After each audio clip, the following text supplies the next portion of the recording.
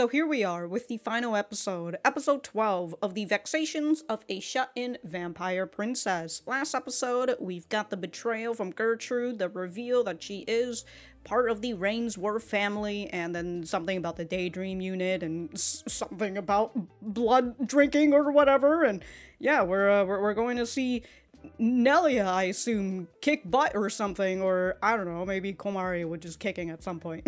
If you guys like the video, like the video. If you dislike it, dislike it. I do have my full length up on Patreon and early access on the YouTube memberships. Other than that, let us get started. Oh, there's the Daydream unit. Oh god, the 3D models. I was trying to figure out what this place was that they were coming in. Is it the same place that we saw that they were battling before? The fortress city or whatever?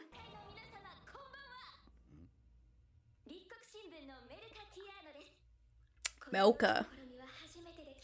Oh, she's live streaming this to everyone. Yeah, we'll show you. Hell yeah.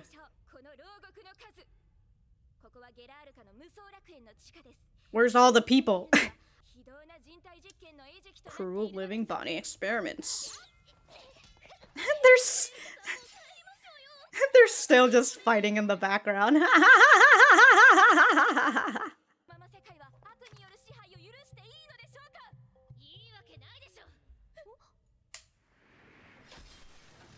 Oh.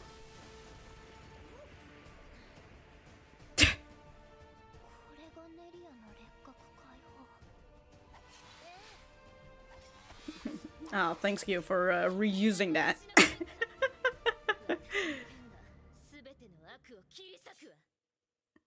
So would that cut through Gertrude? Alright, let's go. Doing this is a waste, and yet... Oh, she's coming! Oh, you're getting punished. I did this all for you. Yeah, why couldn't you just fucking shut the fuck up and just be my brother's slave, Nelia?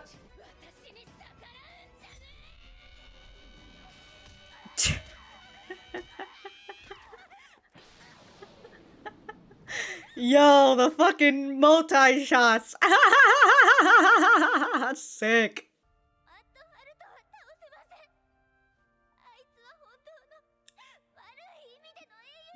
Does that just mean he's a villain?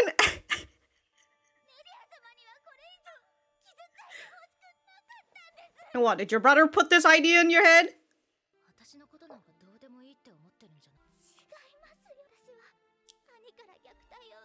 Who would have thunk?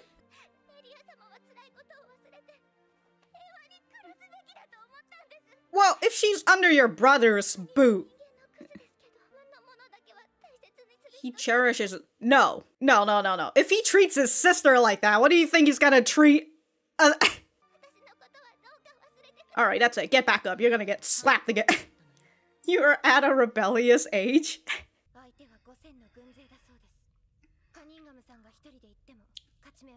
She'll be fine.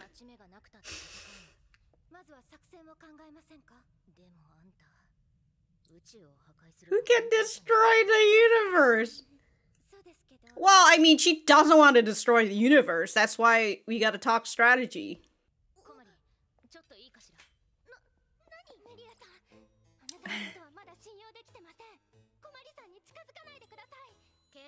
Hold on.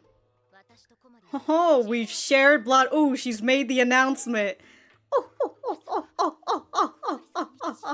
No, Komari offered it. Friend status. Ooh, we gotta share blood. Oh, dude, Komari's just... We're sharing blood, aren't we? Exactly! It's not that cat. Just think of her blood as tomato juice.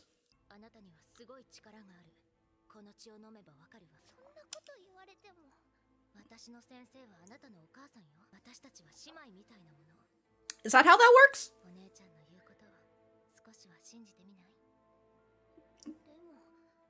She's gonna just shove the finger in it. Wow, look at her actually going against her, her brainwashing.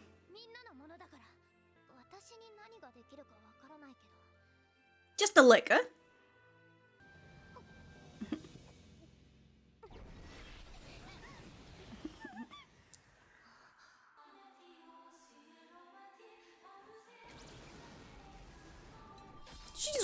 She just formed her own weapon? What do you need a weapon for? Oh, to slice the area open. Alright, I mean.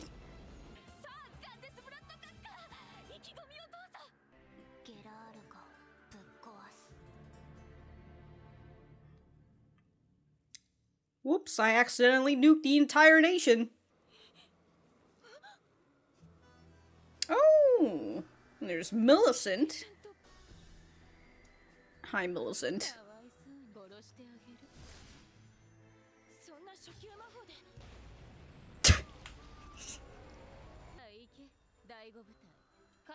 Oh, she's got her own unit now?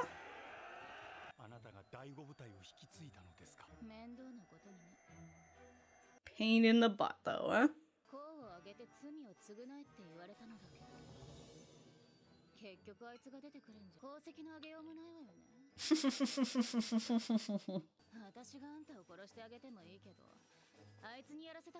Be more effective, Violet, or do it. She really came in here just to... Damn, she really got out of the nick of time.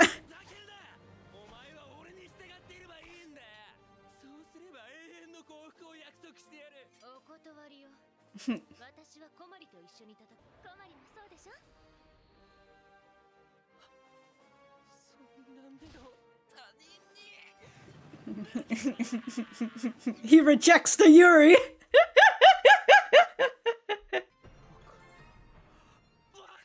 This is some very nice voice break. There, dude, Milka's over here starting a fucking revolution. Yeah! Yeah, let's hang Madhart! I'm in it! Let's put him under the guillotine. The goddess? Look at those people running in place.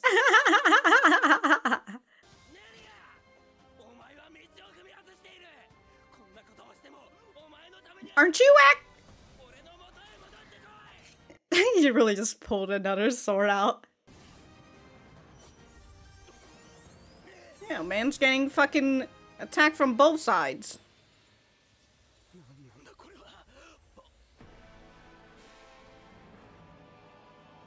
She's Gilgamesh now. Adamant steel. Oh. Hold on, 1 second.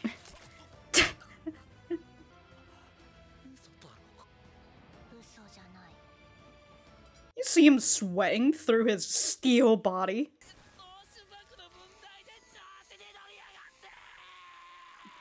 Wow, that screech. Like, the way his voice has just been breaking like he's a fucking boy going through puberty. I mean, that's exactly what he is. I do like, not a boy going through it, but like a adolescent, you know? Yeah. Now slap him to death! We're having a flashback for this boy?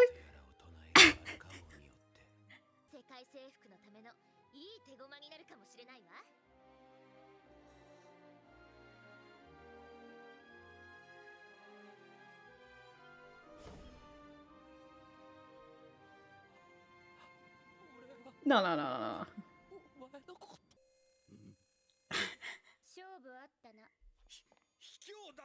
What? Get good, bro!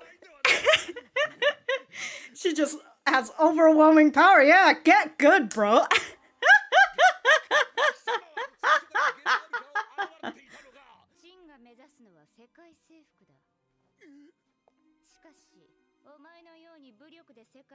This isn't to give world to one person. Oh!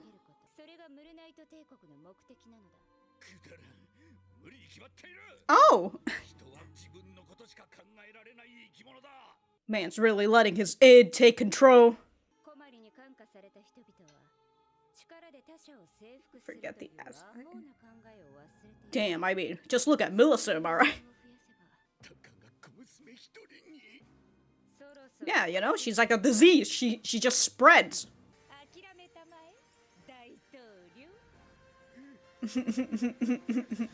This building's about to explode. I'm out of here. Oh no, the power of Yuri! Damn, just gonna whop this whole building? Yeah, talk about overkill.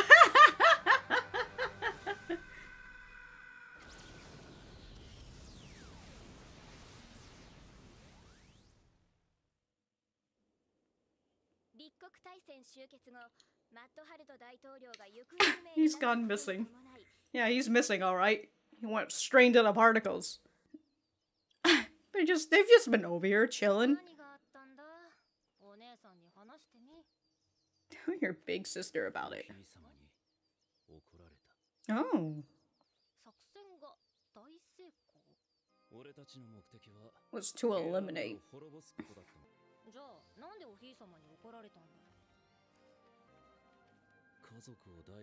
She told me. Okay.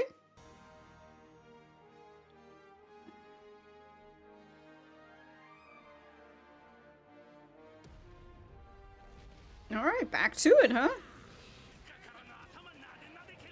A het pat. Okay.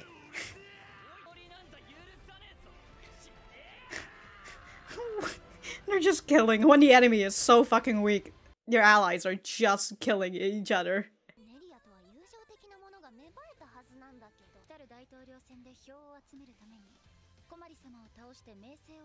Raise her reputation. Uh-oh.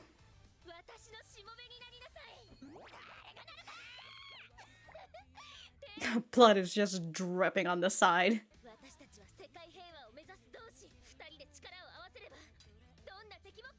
Can't we just, you know, make a truce and make a peace?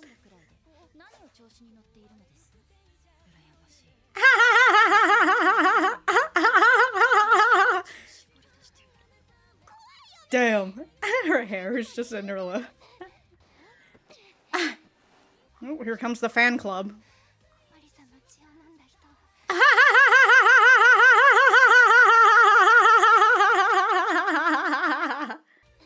Uh-oh.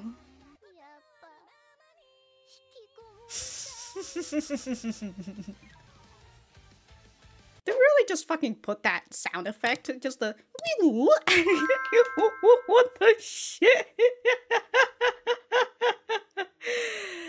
Okay. Okay. I don't even know what to make of this episode, but I'm gonna go write my notes and we will be right back to the center.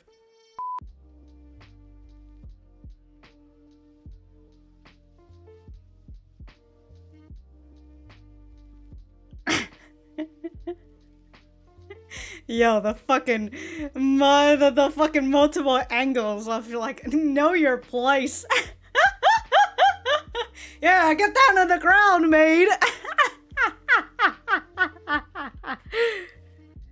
Oh my god, the tears, it's coming right over the hair.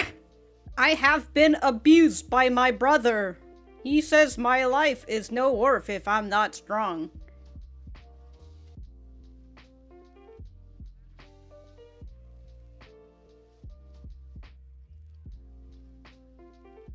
And then we had Rainsworth is...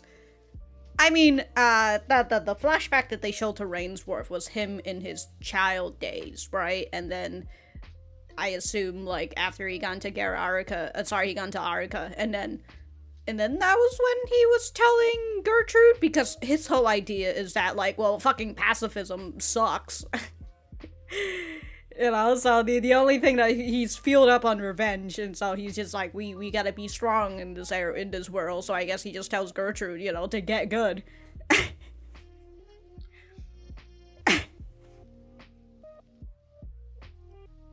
My brother is human trash, but since he's someone he'd cherish as his own.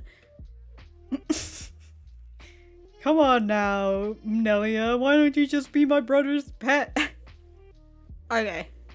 My homeland was sold to another country by the king of Arica, who preaches pacifism and all that, while protecting my younger sister. I did my absolute best to put up with the discrimination. While putting up with it all, my desire for revenge burned. I would revenge on the other clans that tormented us and the cowardly Arican royals. To execute that revenge, all I could do was get stronger. I needed power. Okay.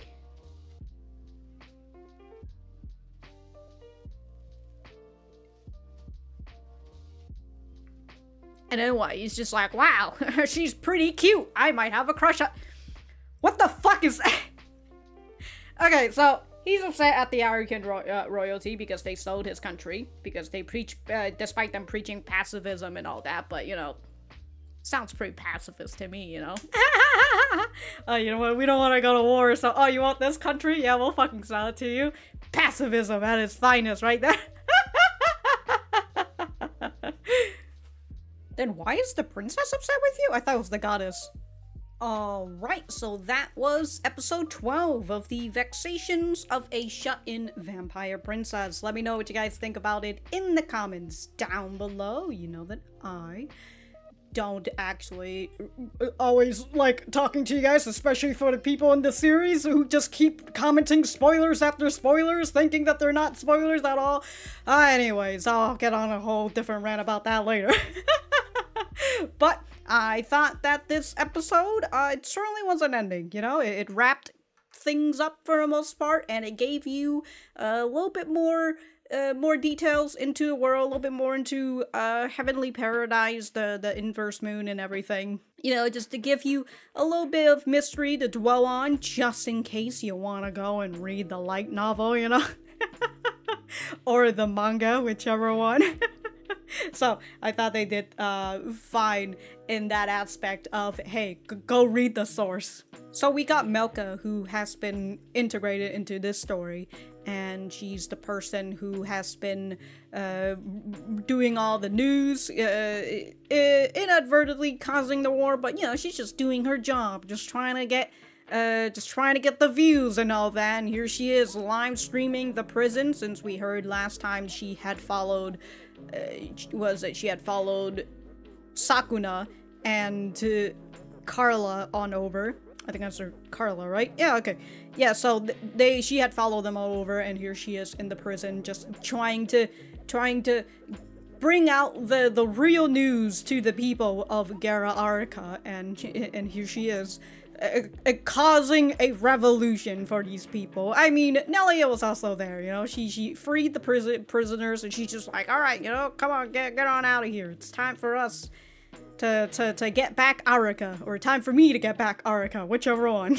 After that, Nelia punched the crap out of Gertrude, and then here's Gertrude crying through it, and in her own messed up way is telling Nelia the thing that she should be doing, you know, for her her own benefit, you know, like, I'm doing this for you, which is always just very fucking scummy, but yeah, but also at the same time it's a little hard, especially if, like, well, see, here in Gertrude's position is that she genuinely thinks that Nelia would be better off if she just surrender her goals, right, give up her dream, and just live under her brother, because, oh, I wrote it as live under her brother's boots, because despite her brother being human trash, she knows that he cherishes her, so at least he'll treat her better? I guess, but then, but like before that, she was just like, my brother abused me, and I'm just like, alright, again, what I said during the reaction, if he abuses his sister, what is the chance that he's not going to do it on Nelia? And especially after what he was doing to Nelia, you know, after Gertrude betrayed her, and he was just out here trying to mind fuck her, you know, mind break her and all that. And it would have worked if Komari wasn't there to fucking do her chihuahua bark at him. The only thing that we sort of see and hear from Gertrude from last episode, when Rainsworth puts his hand on her shoulder and she's just like, oh, you know, and then she readjusts her voice. Or in this episode, when after she says, I was abused by my brother, she says that he tells her that she's of no worth if she's not strong. And I was just like, okay, you know, that's fine. And then we get hit later on with a flashback from Rainsworth, where he says that the king of Arica sold his country to another for the whole pacifism shit. You know, he doesn't like that idea, and because of that, he grew up being discriminated against, being attacked, and he says that he was protecting his sister throughout all of this. But as he continues to grow up, right, he's fueled by revenge, and he wants to get back at the clans that did him wrong, and the Arican royalty as well. And so I suppose he joined the Arican military in order to, you know, eventually take them down and whatnot. And then he meets up with Nelia, and then we just see that he has like a slight blush on him, and I guess that goes back to like what Gertrude said, that yeah, he cherishes you. And we're just, okay, I guess, sure, you know. Cool, dude. But what I assume is that, you know, perhaps he did have some sort of pure feeling towards Nelia, but it corrupted over time because of his need for revenge. And of course, this is just me going on wide assumptions because they gave us so little in terms of backstory, because this whole episode, this whole arc is focused on Nelia, but also a little bit about Arica as well. But Nelia more or less takes the front, takes the center of this arc, and so because of that, we don't particularly have enough time for everybody. So the fact that they kind of just showed Rainsworth's flashback, which I don't know, perhaps it could have been, it was expanded in the light novel, but they just didn't have the freaking time for it. I know that some people say that a lot of things are not said out in details that the light novel was compared to the anime, because the anime is literally compressing one arc into 4 episodes, or one volume into 4 episodes, somewhere around there. I'm not super sure if like each arc takes 1 volume, really depends, but I will assume so. So, you know, they're compressing a lot of things, so of course they have to leave out a lot of shit. But the thing is that it still sort of worked in the first 2 arc, but that's because it was primarily focused on one character. So in the first arc, we've got Millicent, and well, it's a little bit more of Millicent and Komari, and ooh, I am forgetting everybody's name right now. Literally, she has been right next to Komari this whole time. Ike, why can't you remember her name? What is going on? Vilhaze. Okay. All I had was Millicent in my head. But yeah, despite that arc taking place, you know, the 3 of them are more of the center, but all of their story are very much integral with one another. So the more that you learned about Millicent, the more you learn about Vilhaze, or the more you learn about Vilhaze, you kind of learn a little bit more about Millicent, and the same goes with Komari, with the, you know, the 2 girls that we were learning about. So I thought that synergy mesh very well, and I thought that all 3 of them managed to get their own get their own spotlight during that time, because they all 3 of them blended into each other. And in the second arc, it was a little bit more focused on Sakuna, which I thought was fine too, because I thought that Sakuna, considering she's the center of that arc, she got a lot of spotlight, she's got a lot of highlights, and all the things that we needed to learn about her. So that was very nice as well. But this arc, we had Nelia, and then Carla comes into play as well, but then she gets booted to the side because, well, Nelia is the centerpiece. And Carla is just, she's just here, you know, we're just introducing her here for now, and then she'll come back into play some other time, you know? She's just another chess piece that we're putting onto the board for the moment, you know? If you want to see more about her, go read the source. So there's Carla, and then we've got like Rainsworth, and then we've got like Madhart as well. And even though their story sort of integrates with one another, because they're all about like the Arakan kingdom and Gara Araka in general, there's really not a lot of synergy in between them like it would in the first arc between Millicent, Komari, and Vilhaze. So because of that, I feel like we kind of had, you know, a decent amount of Nelia. I think we sort of learned a little bit about her, but also there's that connection between Nelia and Komari as well, which should be what's going on, because Komari is the freaking main character, so she has to be a part of this arc, of every single arc for the most part. There has been some connections in terms of the Arakan kingdom, I keep on saying country, and the Gara Araka, and then there's, you know, the connection with Madhart and all that, but I feel like it's not as strong. But again, it's because there's a lot of pieces in this arc, and not enough episodes to give them all the decent highlight that they should have. I went on this entire rant just to tell you that this whole flashback for Rainsworth, it was just really, it was really just there, and I'm just like, really? Really? Okay. I don't want to compare this very small flashback to someone like Millicent, because Millicent's backstory was fleshed out a whole lot more. But again, it's probably because they just had just a little bit more time, even though they have compressed a bunch of other things. But, you know, I feel like they still had a little bit more time for Millicent. They went ham in on for Millicent, but like afterwards, this guy right here, who gives a shit? Although this might be mirrored, I don't know, he might be on this side, I don't know. But that's pretty much all I wanted to say about the Rainsworth, and in the next scene, but before the Rainsworth backstory, we had Nelia, who shares her blood with Komari. And I was thinking, because, well, when it initially happened, I was just like, why she get a fucking sword out of nowhere for what? You know, you're a walking nuclear bomb, you can just blow shit up.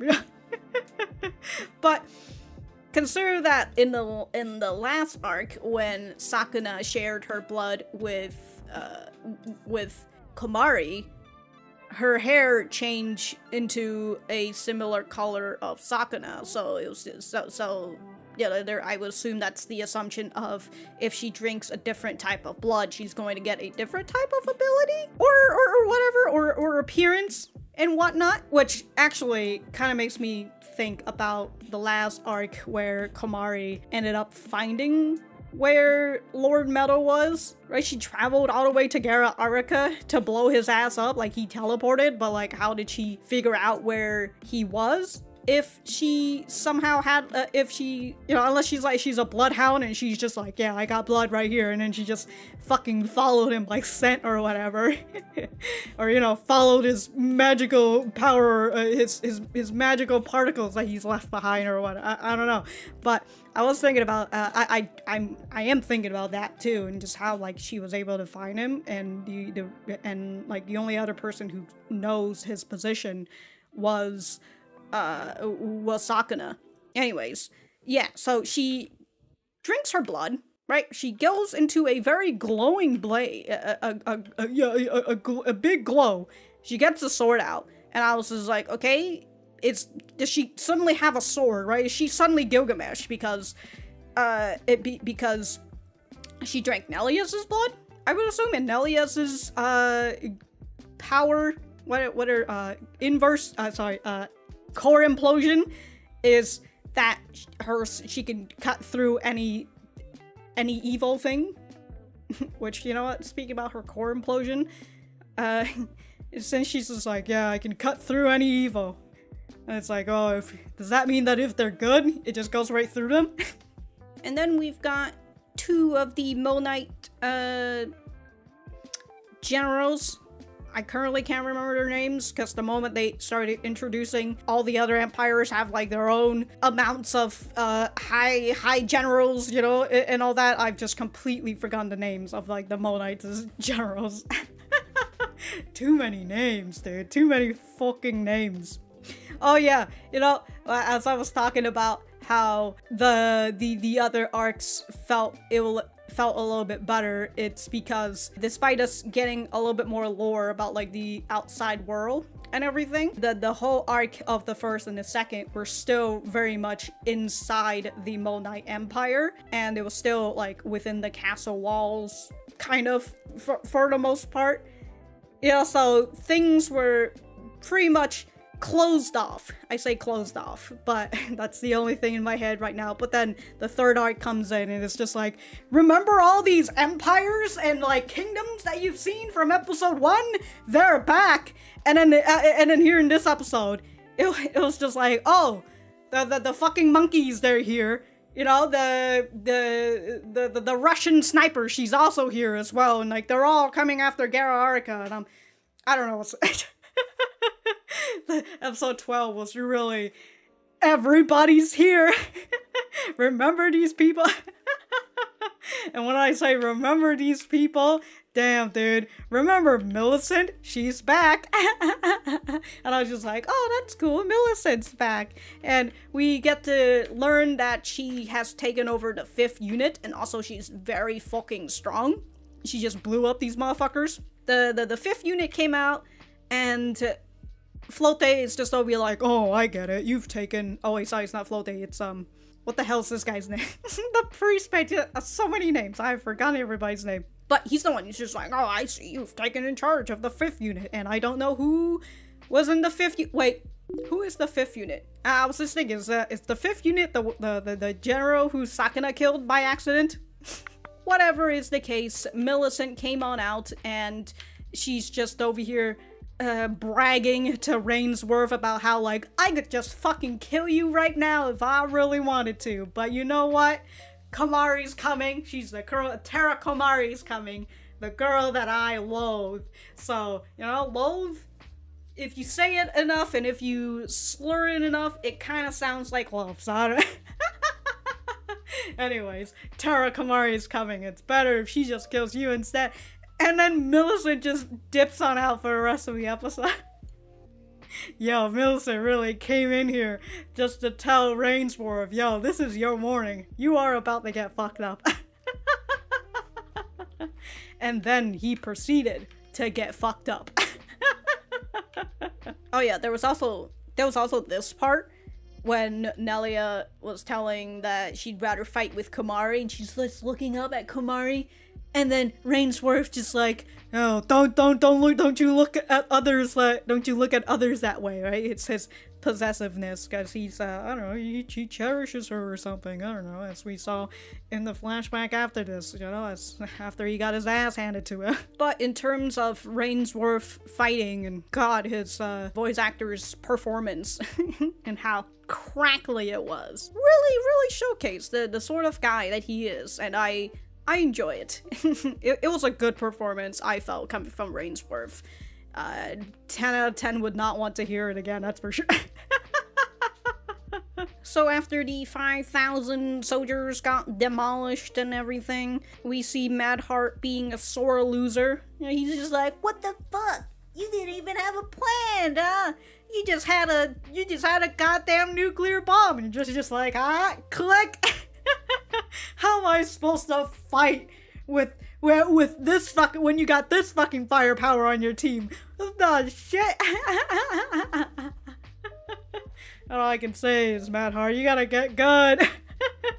Gotta go find your own OP weapon somewhere. But unfortunately for Madhart, the power of Yuri cannot be overwhelmed. So here he is, just fucking getting exploded. Giant nuke just came, like, Jesus Christ. I love that Melka is just like, yeah, it seems like Madhart has disappeared after this whole thing, you know? There was a giant explosion that happened and Madhart has disappeared. They made sure that he wasn't going to get revived by any Dark Core, you know? You think that, can the Dark Core revive someone when they're just particles? Oh yeah, before the power of Yuri came and obliterated him, Karen was telling Madhart that Mulnite's plan is for world domination, which I don't remember if That might have been something that was said in like the beginning of the series. But the plan for world domination is the same thing as Komari, and also kind of the same thing as Nelia, right? They want to dominate the world, but they want to dominate the world and make it a peaceful place or something, where people help each other out and whatever. And Madhart's just like, nah, fam, we've got the id out here, and they're gonna... people only want things for themselves. Karen explains to him that Komari's got the power to change people's heart. You know, it's the power of the main character and all of that. And if she's able to change people's heart, kind of like Nelia, right? She changed her heart and made her become a better person or something. I don't know. She will eventually be able to get more people who will help each other out for, you know, the kindness of their own heart, and that will help in the plan of world domination for world peace and whatnot. After that, we got to see the inverse moon, and we hear from Kakume that the inverse moon's plan was to get rid of Gertrude because of their inhumane experiments brought on by the Dark Core. And then Cornelia is like, yeah, as long as the Dark Core exists, villainous deeds will happen.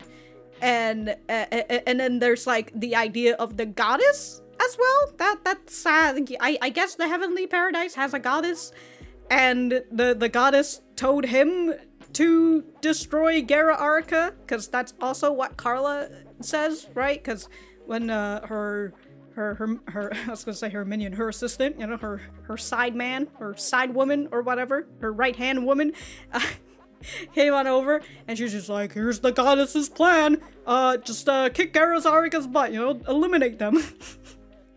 And that is the goddess's plan. And I'm like, is the goddess a part of the inverse moon, or what? Or does the goddess plan just happens to coincide with the inverse moon, or at least coincide with Kakume, who follows the goddess?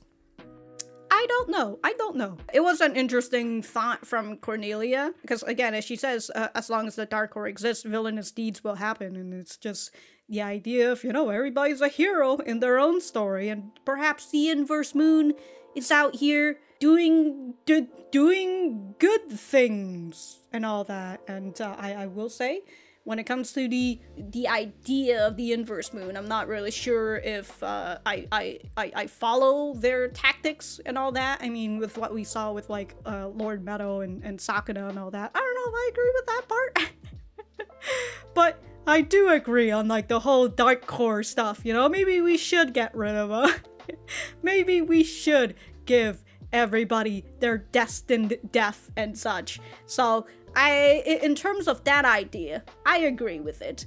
And but also, I was thinking more about the Dark Core, and like, if I would assume people still die by old age, right? If they survive, then they get healed by the Dark Core and all that, but like, they're still aging and then they die by old age, I would assume. These are questions that I do not want answered. It was a thing that I was wondering. If, like, I mean, the Dark Core can't fucking heal you out of retirement. But if you die by old age, then I guess that would kind of solve the overpopulation problem. Because, like, if there's still that idea, then that should be fine. Honestly, if you die by old age, I'd totally be fine with the Dark Core being around. But if you can't die by old age, and you somehow fucking live forever because the Dark Core is healing you, yeah, I think we should get rid of it. Overpopulation. We can't have that. That's my only gripe. But after this, we've got the battlefield again. And, well, also we've got, like, the father coming back. I don't care. I don't. But, yeah, the battlefield, we're back at the battlefield, and Nelia was out here declaring war on Komari. She still wants Komari to be her servant, and all three girls come on back, you know, because they all want Komari and all that. And we've got two pouting girls and one girl who's just giving you I'm upset at you expression. Actually, they're all upset at her. Look at Komari. What a fucking player. But here she is, wishing she continued to be a shut-in. But you know what, Komari? At least you're having more fun, aren't you? You might have a little bit more trouble, but you're still probably having a little bit more fun. But that's pretty much all I have to say about this episode. My opinion on the on the series overall. I kind of mentioned it a little bit with how the first and second and then now here in the third arc went. I will say I definitely enjoyed the first arc a little bit more, but that's probably because I just really enjoyed Millicent as his character. But but then I also enjoyed the second arc not as much as the first, if you just minus the first episode. But I enjoyed Sakura's arc as well. I thought that was nice. I do like Sakura as a character. But again, the third arc, when it comes, I do like Nelia as well, but there's just so many more things, so much more clutter in the third arc. And it just, the third arc definitely needed more episodes, but unfortunately, if we are fitting into a 12 episode slot, it's going to be a little bit more difficult. So I feel like a lot of things got compressed and a lot of more than it would in like the first and second arc, and a lot of things kind of just got like tossed away in terms of like details because we can't fit them all into 4 episodes. So yeah, it's a little unfortunate, but I do feel that this arc was a lot weaker than the first 2 arc. I still sort of enjoyed it, and also it didn't help that like the quality of the animation started dipping because, well, from what I hear, the anime studio was also working on like 2 other animes, so they're just over here like, oh my god, overload. Which, like, damn dude, relatable. But yeah, it also didn't really help that like the downgrade of like the quality and all that. And like oddly enough, there was like a bit of a weird edits in this arc that I kind of noticed specifically in this arc, the third arc. In the first and second arc, I thought the editing, like the cuts and everything, they were fine. But in the third arc, there was just something off about it. It was just a little bit weird, but other than that, that's pretty much it. When the first episode came out, I definitely did not enjoy it at all. It was awful. I think that's probably like the worst episode. But I said I was gonna give it, you know, two more episodes, right, up into 3 episodes. But when the second episode came in and they actually got the plot moving and stuff, like and like they got like the lore, more of the lore coming on, I really liked that. And at that point, I think I was like, you know what, yeah, I think I'll continue. And then episode 3 came in and like it solidified that feeling for me, and I was just like, yeah, this is really good. I really enjoy it. And so the thing that I thought that this anime did a lot in terms of the story, yeah, the anime did well is the story, and I just really enjoy the plot overall. I really enjoy the idea of like the dark core and all that, and the inverse moon. I like these factions, and yeah, I just really enjoyed that. You know, the more you kind of just separate away from Komari's actual unit and get me more into like these you know, these girls, fine. I enjoy it. Like the Yuri aspect of the show, I will be honest, I don't know why I say I will be honest, like I've been lying to you this whole fucking time. But not really a big fan of it. Like the whole story and plot and like progression that continues on, I enjoyed that a whole lot more. The Yuri stuff, not really so much, just because in the beginning the Yuri stuff that we kind of got was from Vilhace, and I'm just like, no, not really a big fan. A little bit too aggro for me. I do like characters who are aggressive, but I also like characters who are aggressive but also knows their boundaries for the most part. So Vilhace I did grow to like over time, but in terms of like the Yuri aspect between her and Komari, it's just gotta admit. But also, as I mentioned, after the first arc, Vilhace kind of gets pushed to the side. as the other girls are coming in as well. And then you know, Sakura comes, and then I was just like, okay, so we've got another girl who is interested in Komari, and I do like Sakura. I like her character archetype, you know, a girl who looks nice, acts nice, but also has a little yandere tendencies. I like that. And then we got introduced to Nelia, and then it's just like, oh, Nelia's got a connection to Komari, and like maybe she also kind of likes Komari as well. And then, and you know, at that point, I'm just like, okay, I guess, are we introducing more girl? I mean, there's also Carla as well, but you know, she's still not in the mix just yet. But I was thinking, I'm like, okay, are we actually gonna like start like a Yuri harem shit or whatever? Which is totally fine. I'm totally fine with a Yuri harem, albeit really depends on how long this fucking goes without if there is going to be any actual progression in terms of Yuri and like romance and whatnot. But, you know, for now, I'm totally fine with it. But again, I enjoyed the story a whole lot more than the Yuri aspect of it. And one would think that, you know, if it's a good story, the Yuri should perhaps be like the cherry on top or something, you know? It's the thing that gives it a really nice addition. The Yuri part of this whole thing is not really the cherry on top. I do, you know, there were some Yuri moments, but I'm just like, other than that, I'm just kind of like, whatever, you know? It kind of feels like this is the same way that I feel for Roll Over and Die, because I love the story, I love the horror aspect of that series, don't really care much for the Yuri. And in fact, when it comes to Roll Over and Die, it I don't want to say it's a bad Yuri, but it certainly is one of those Yuri where for somehow I like the straight couples a lot more than the gay ones. And I'm just like, how did this happen?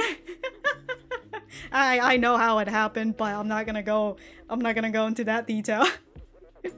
I made a whole video about it back in my Yuri channel that is definitely still on hiatus. I think I kind of glazed over the characters a little bit, but I do enjoy Komari as a character, especially with like the way that she is a person who thinks that she's weak, but in reality she's actually strong, and I do wonder how they are going to continue on with that, especially with like what happened with her and Nelia. Nelia's just like, look, you've got a really strong power, and she's just like, go suck my blood and all that, and then she did, and then her core implosion activated, and I'm just like, okay, like, does she remember after her core implosion, or like does she goes off of her core implosion? She's just like, wow, you know, the last thing I remember was licking your blood, and now things are solved. And I don't know, I feel like maybe Nelia's the type of person who's just like, yeah, you did it.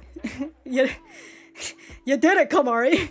Right? She's not like Vilhaze, who kind of had like a clause, an agreement with Komari's dad and whatnot. I don't know. But I do wonder how they are going to continue on with that, whether they're going to continue with that gag. And, you know, when it comes to gags, some gags tend to get old over time, especially if it's literally the main aspect of the whole thing. So I do wonder how that's going to evolve, if it does anyways, for Komari. But overall, because of that gag, I do like Komari's character. Didn't really like her as much.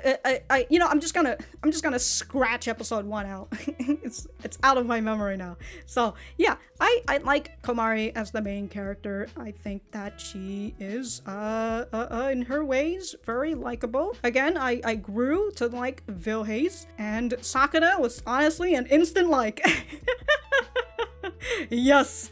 And all the other characters, so even Karen, who I didn't like in the beginning, as we got to see more and more of her, I grew to like her as well. So she's kind of on the same level as Vilhaze for me. And Nelia, I like her as well. She's very nice. I did wish we get to see more of Carla, but I assume we will see her eventually. And also, somebody fucking spoiled me about Carla, so, you know, I'm not even... whatever. You know what?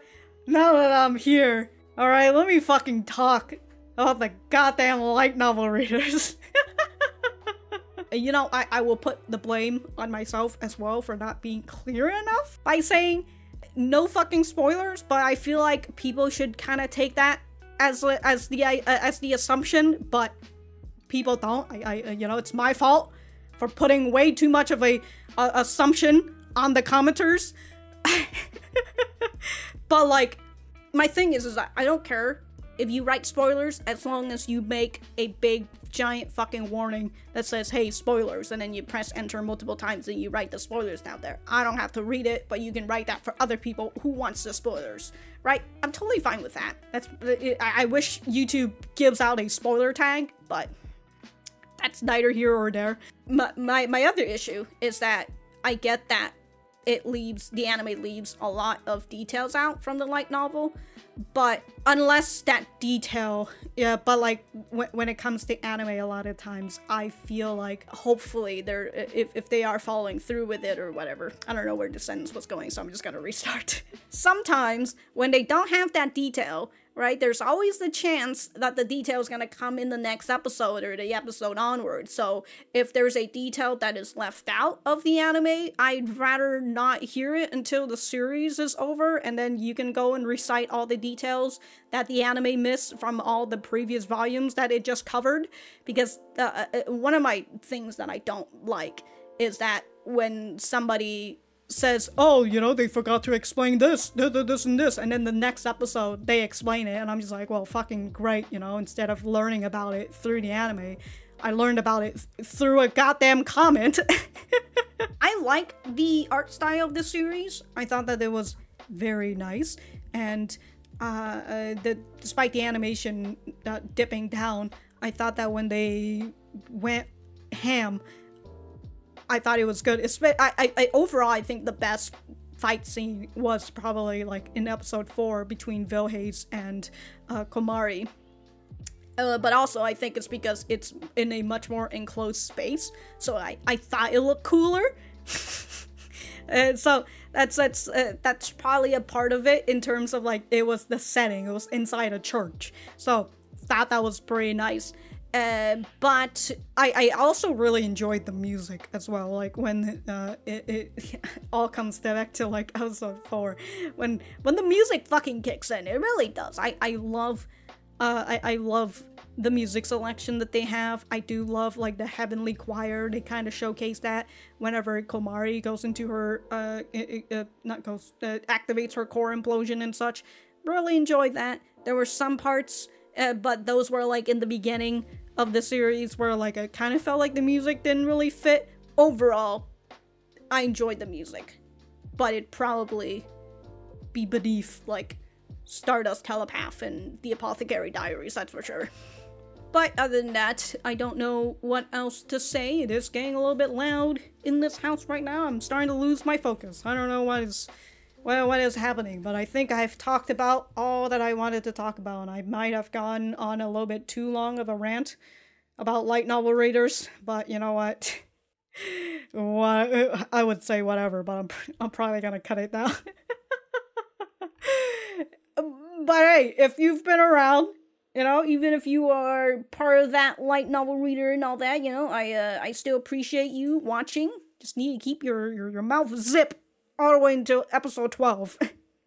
or until like the series over. Just zip it up. But again, thank you guys for sticking around, and if I have anything else to say, I'll write in the description down below. Alright, and I will see you guys when I see you guys, which probably is never after you see that.